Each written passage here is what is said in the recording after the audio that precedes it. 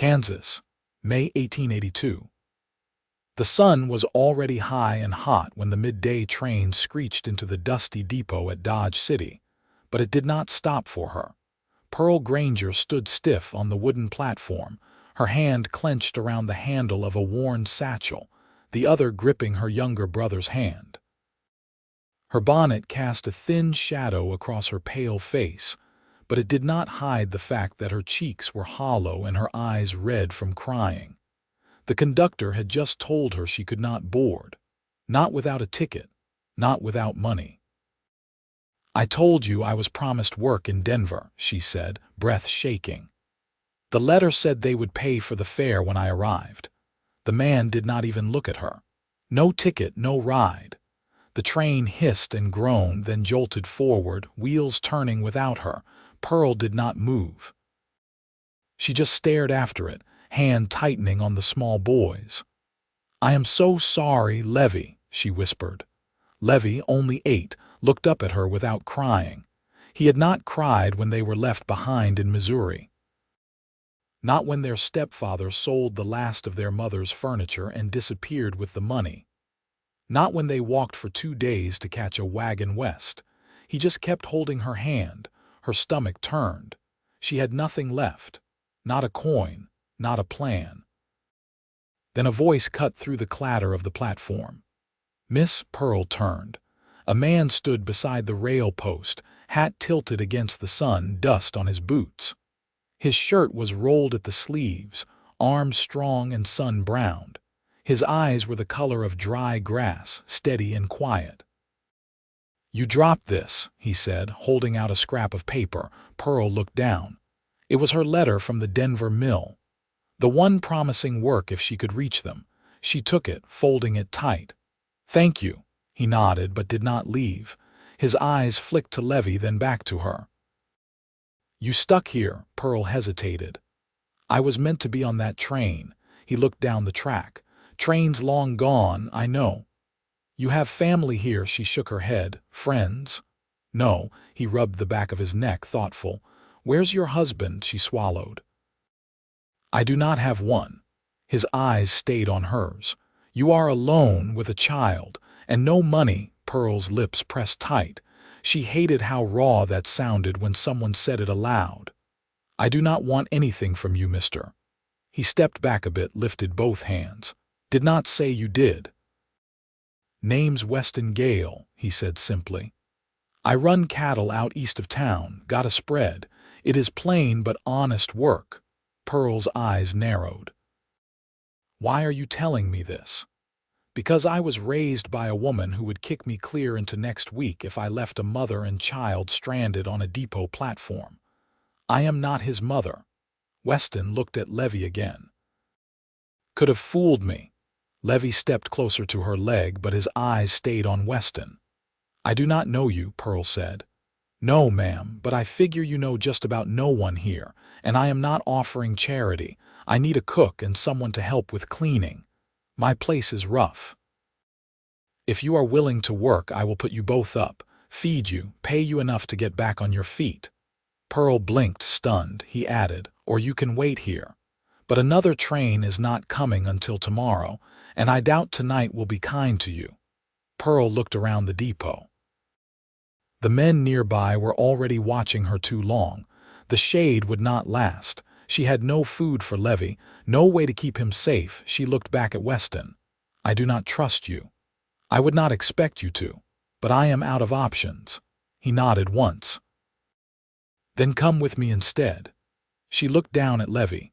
He gave a small, silent shrug, like he would follow her anywhere. Pearl exhaled, heart thudding.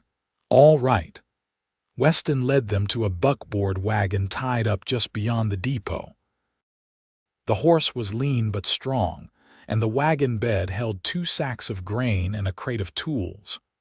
Weston tied down Pearl's satchel like it was made of gold. He offered her the front bench, helped Levy up beside her, then climbed in and took the reins. The town fell behind quickly, the prairie stretching wide and gold in every direction. Pearl held onto the edge of the seat, wind pulling strands from her braid. Weston did not talk much. just pointed out dry creeks and fence lines where the cattle grazed, where storms sometimes rolled in from the west. Pearl found herself watching the way he handled the reins, steady and sure. His shirt clung to his back with sweat, and he had a small scar on his jaw, just below the ear. It was nearly evening when they reached his place. The ranch house was small, one-story, wood planks weathered from sun and storm. There was a barn, a corral, and a chicken coop that looked half-salvaged from a flood. But the porch had a swing, and the smell of sagebrush was clean in the air. Weston helped Levy down first, then Pearl. "I will show you the inside," he said. The front room was plain but neat. A stove, a table, 2 chairs, one closed door to the side. "You and Levy can take the bedroom," Weston said. "I will sleep out here." Pearl turned to him. "Why are you doing this? I already told you." "No, you did not." He looked at her then, full on. "Because I have been alone longer than I care to admit, because I know what it is to be left with nothing. And because you looked like you were holding the whole world up with 2 hands that should not have to." Pearl's breath caught. He looked away. "Supper will be light. Just beans and biscuits if you want to help." "I will." That night, inside the little house, Pearl stirred beans while Levy played with an old deck of cards Weston found in a drawer. Weston sat on the porch, smoking in silence. When she stepped outside to call him in, the sky was pink with the last light. He looked up. "You settling in all right?" "I think so." He nodded. "You cook better than I expected." She crossed her arms. "Is that supposed to be a compliment?" He smiled, slow and faint. "Just saying you surprised me." Pearl looked out over the land. "You live out here all alone, mostly.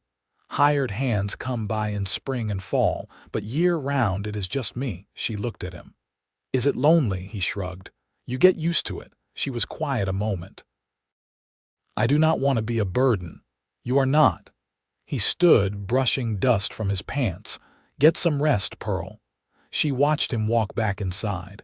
For the first time in weeks, she did not feel afraid. That night, with Levy curled beside her on a real bed, Pearl stared at the ceiling and listened to the hum of crickets outside. She thought of the train, of the moment Weston had stepped forward, gentle and firm. He had said, "Forget the train, come with me instead." And she had. She did not know yet what that meant, but her heart felt steadier than it had in a long time. The rooster crowed before the light fully touched the windows. Pearl sat up slow, careful not to wake Levy, and pressed her feet to the plank floor. Her body ached from the road, but the ache was familiar. She pulled on her dress, braided her hair back, and stepped into the kitchen without making a sound. The stove was cold, but wood sat stacked beside it. She didn't hesitate. By the time Weston opened the front door with his hat under his arm and boots damp with dew, the fire was lit and water heating. He leaned his shoulder to the frame and watched her a moment. "You always up this early?" "I got used to it." She didn't look up. "You want coffee, if you're making it." She poured the ground slow, careful not to waste a speck. "Do your hands come today?" "Not till the end of the week. Just me and the cows till then." "I'd like to help," she said, glancing at him. "If I'm staying, I should earn it." He stepped inside, leaving the door ajar for the breeze. "You planning to wrangle cattle? I can learn." Weston set his hat on the table. "You ever milk a cow? I read how." "That's a start." He rubbed his jaw, thoughtful. "I'll show you the barn after breakfast. She's a mean old thing, but she gives enough." Levy padded into the room, rubbing one eye. Pearl poured him warm water and set out a heel of bread with gooseberry jam from a jar she hadn't noticed the night before. Weston sat across from them. "He always that quiet." Pearl spread the jam with a butter knife that had seen better years. "He talks when he needs to." Weston watched Levy chew. "He's watching everything." "He does that too." Outside, the morning settled into its rhythm, hooves against packed dirt, chickens clucking low by the coop. Pearl followed Weston out after the meal, Levy trailing them both with his hands in his pockets. The barn leaned a little westward. Inside, the cow shifted her weight and let out a low grunt. Weston nodded to the stool. "Go on. Let's see if you can do what you raid." Pearl didn't hesitate. She rolled up her sleeves and approached slowly, eyes on the animal's flank. Weston crouched beside her, pointed out where to press, how not to startle. The cow swatted at flies with her tail but tolerated Pearl's touch. "You're steadier than most green hands," he said. "I had to be," she replied without looking at him. By noon, she'd learned how to scrape dung from the stall, how to scatter feed without wasting it, and where to hang the tack so the mice didn't get to it. Levy helped gather eggs, though he dropped one and looked stricken until Weston clapped him on the back and said, "That's just one less I have to eat." The sun climbed higher.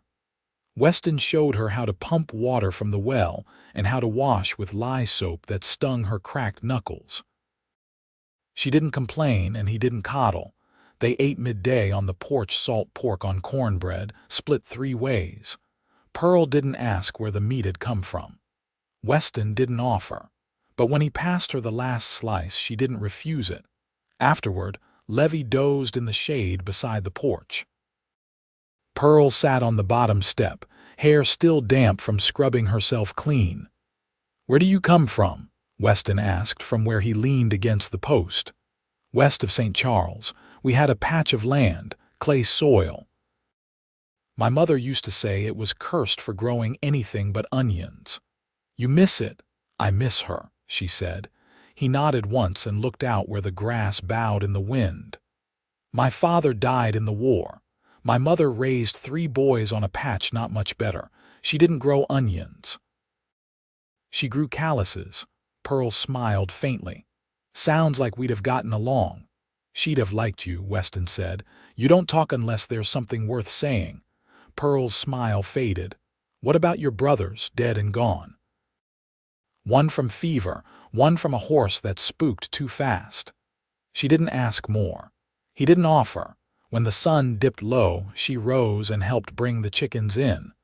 Weston watched her from the gate as she shooed them gently into the coop. "You're not afraid of work?"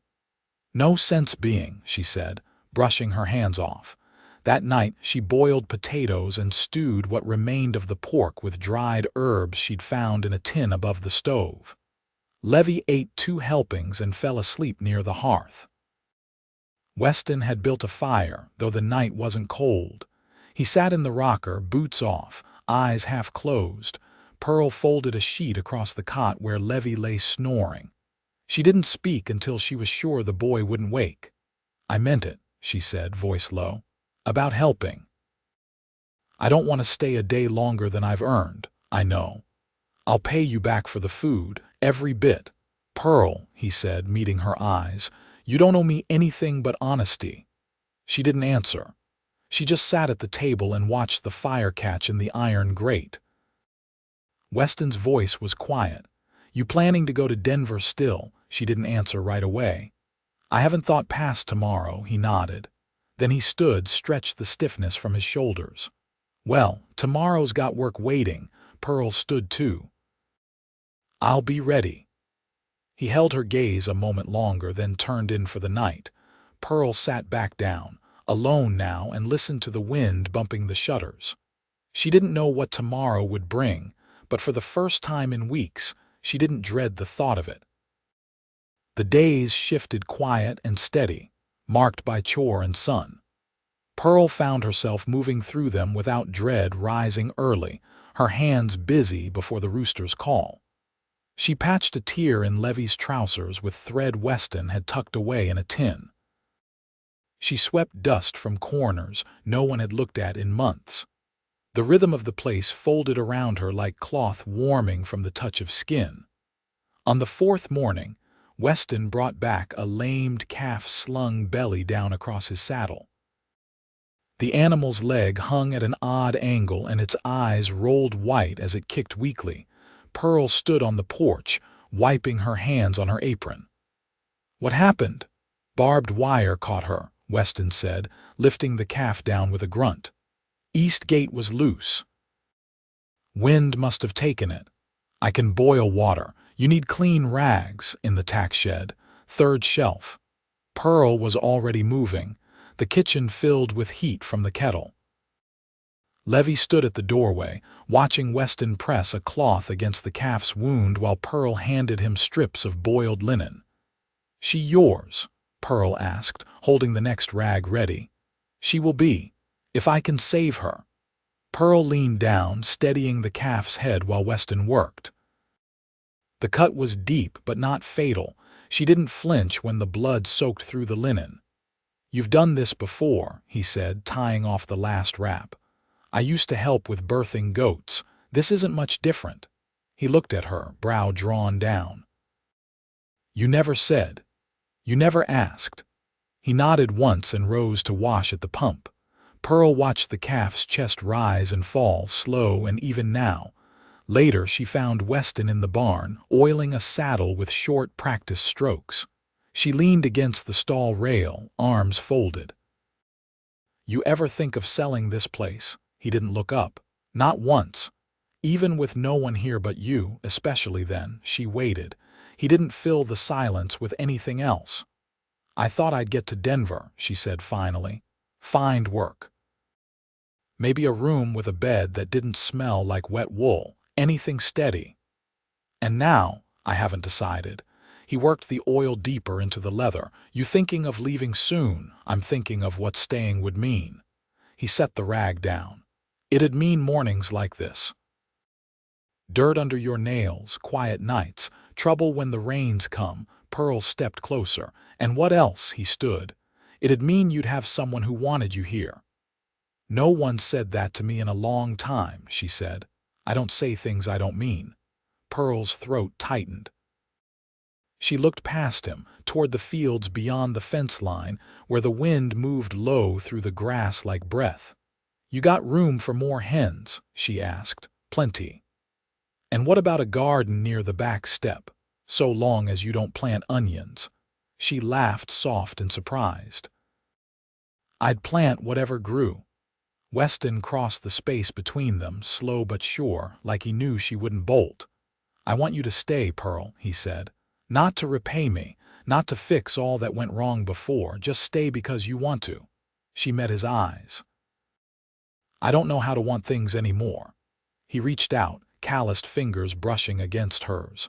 "Then let this be the first." Her hand stayed in his. There was no rush, no heat burning too fast, only the steady thrum of something beginning that had been waiting a long time. Inside, Levy played quiet with a carved horse Weston had whittled from spare pine. The fire crackled low in the stove, and the house held the scent of wood smoke and soap. That night, Pearl sat on the porch after Levy had gone to sleep, knees pulled up under her skirt. Weston joined her, handing her a cup with warm cider he'd pressed himself last fall. "You work hard," he said, settling beside her. "I don't mind it. I know." They watched the stars come out one by one. Pearl didn't speak. She didn't need to. When Weston reached over and took her hand again, she let him. The breeze cooled her cheeks, but her chest was warm. There were still fences to mend, a calf to heal, 1,000 small things waiting tomorrow. But for the first time in too long, she wasn't alone in facing them. And she didn't want to be anywhere else. The wind blew hard through the cottonwoods that lined the creek, their branches tossing against the sky like they were trying to claw something down. Pearl worked with her sleeves rolled past her elbows, her skirt hitched above her boots, shoveling ash from the stove box into a dented pail. The stove hadn't drawn right all morning, and Weston had gone up on the roof just after breakfast to check the flue. Pearl stepped outside with the ash bucket and squinted toward the barn. She heard him before she saw him, boots scraping slate as he climbed down the ladder, soot streaked across his cheek. She set the pail down at the edge of the porch. "Did you find the trouble?" "Birds nested up there," he said, wiping his face with a rag. Packed it tight with straw and feathers. Took near 20 minutes to clear. You could have let me do it. I don't doubt you would have. But I'd rather fall and break my own ribs than watch you try and balance on that roof. She narrowed her eyes. You think I can't climb? I think you're worth more than a broken neck. Pearl folded her arms and leaned against the post, watching the wind lift dust from the road that curved out toward the eastern ridge. You get many folks coming through here. Not unless they're lost, desperate, or chasing something.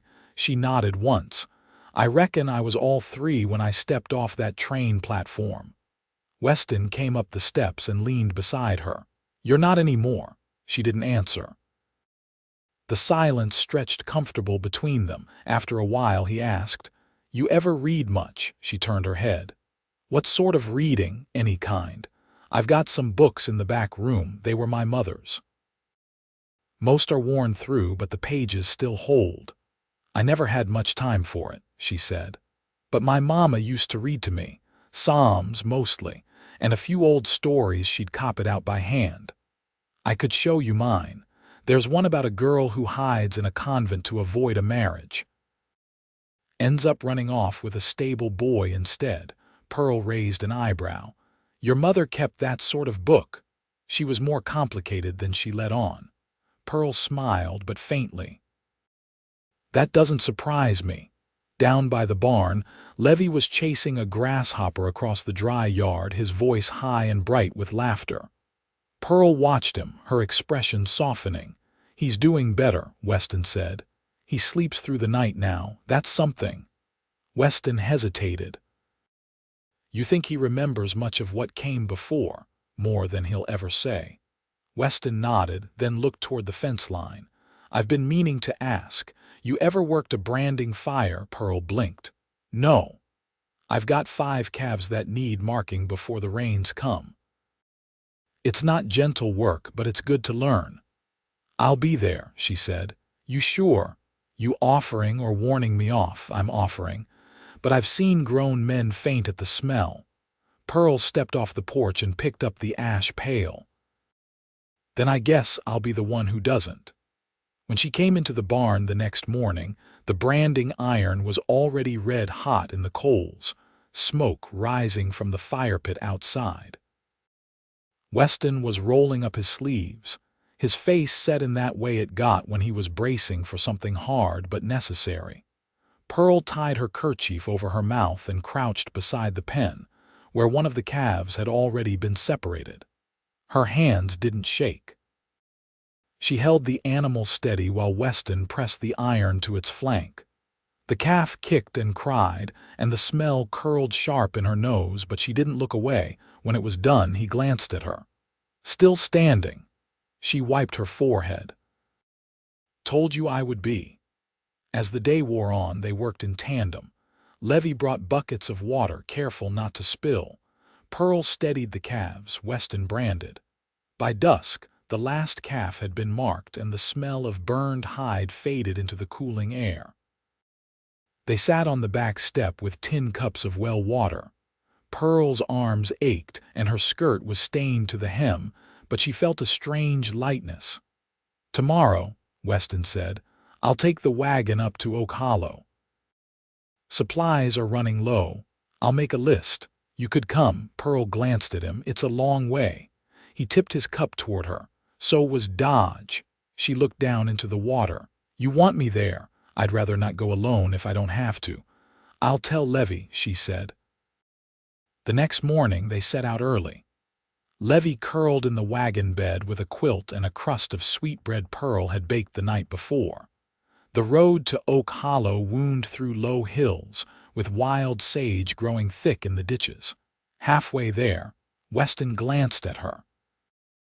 You ever think what you'd do if you didn't have to survive every day? Pearl looked at the horizon. I think I'd plant lilacs and maybe build a porch that wraps around the whole house. He nodded. Lilacs do well here. Soil's dry, but they like a fight.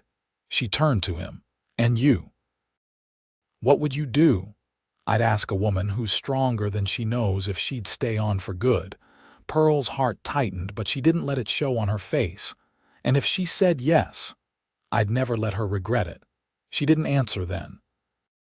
Just reached over and took the reins from his hands, her fingers brushing his. He let her. The wagon rolled on, steady and sure. Behind them, the dust settled back into the earth, and ahead, the road stretched open beneath the rising sun. The sun was low by the time the wagon creaked back over the southern ridge. Levy was asleep again, a flour sack tucked beside him, full of beans and bolts of homespun Pearl had bartered for with one of the storekeepers. She had chosen blue-gray cloth for curtains and a length of light calico printed with faded marigolds, though she hadn't said why. Weston had noticed, but he hadn't asked. As they neared the homestead, Pearl shifted on the bench, her hands in her lap. "There's something I need to ask you." Weston kept his eyes on the trail. "You can. That calf we helped, she's walking better now, healed even. She is. You said she'd be yours if you saved her." He glanced at her. "That's right." She turned toward him. "So what makes something yours? Time, work, or just the asking?" He pulled the reins gently, slowing the horse. "I think it's trust. Comes slow, but once you have it, you protect it. You don't take it for granted." Pearl looked down at her hands, then back at him. "I never had a place that asked me to stay."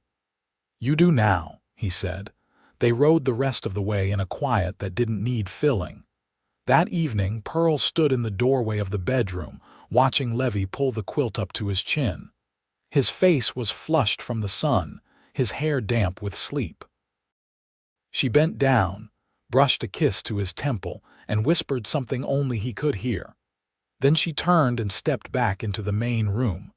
Weston had taken his boots off and was sitting on the floor beside the hearth, sorting nails into an old tobacco tin.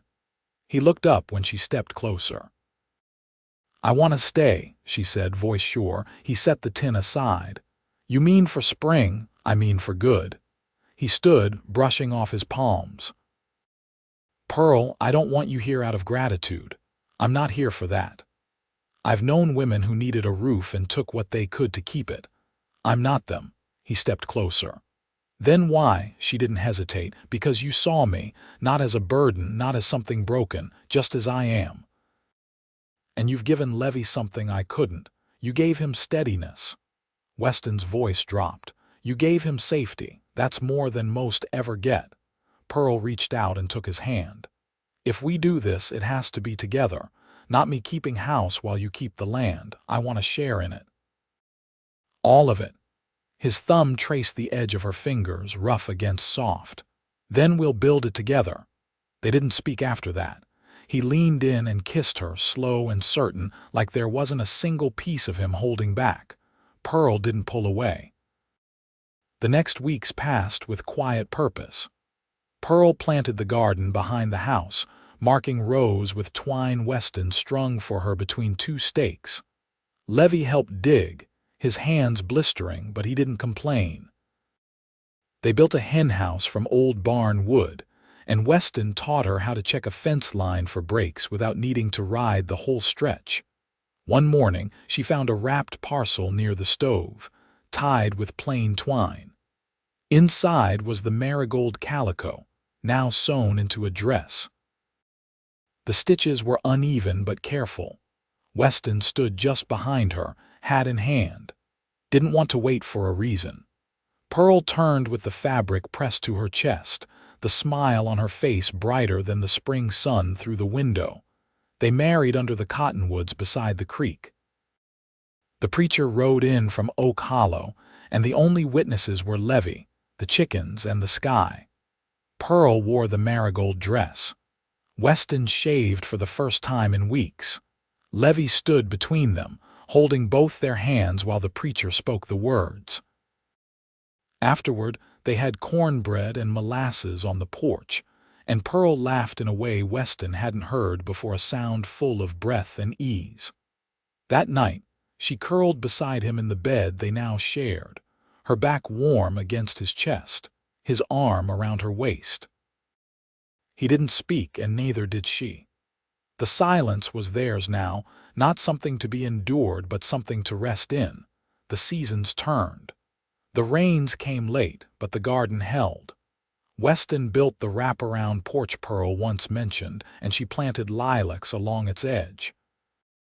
Levy grew taller, his limbs lean like saplings, and he rode beside Weston when they checked the east pasture. Pearl taught him to read from Weston's mother's books, her voice soft over the pages. On colder nights, the three of them sat by the fire, Levy curled in a quilt, Weston whittling, and Pearl mending something that didn't feel broken anymore. There were hard days, but they faced them with hands clasped tight and shoulders leaned together. Grief had shaped them, but it didn't own them. Years later, folks passing through would stop for water or a warm meal and ask how it came to be a woman alone with a child, a man with nothing but dust and cattle, finding something worth holding on to. And Pearl would smile, touch Weston's arm and say, "We chose each other." That's all, and it was enough, always.